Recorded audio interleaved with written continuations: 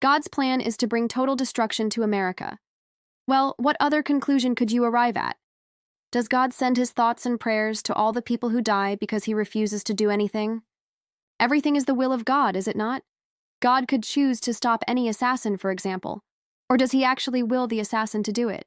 Even if God were not guilty of commissioning an assassination, isn't he culpable of omission? He could stop the assassin by his direct intervention. He never does.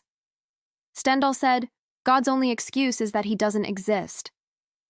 Yeah, I agree with that.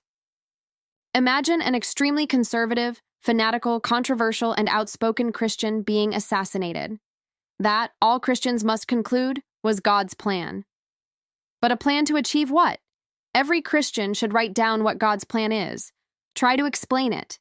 If you can't, why are you still a Christian?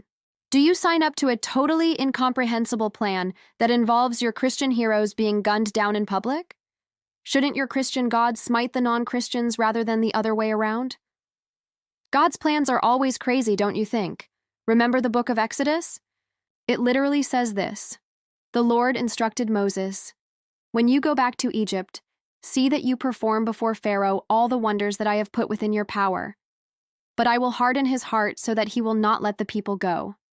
So, there you have it. God could have chosen to soften Pharaoh's heart so that Pharaoh would agree to let the Hebrews go. Instead, he hardened Pharaoh's heart so that he could then inflict the 10 deadly plagues on Egypt.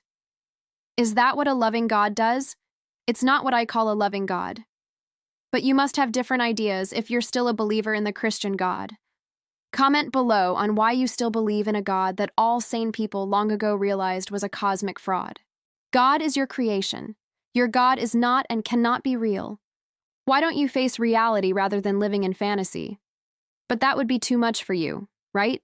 That's why you believe in a God who literally resolves no problems at all. And by the way, there were never any Hebrew slaves in Egypt. Egyptians built the pyramids. Do your research. But you won't. You don't want the truth under any circumstances.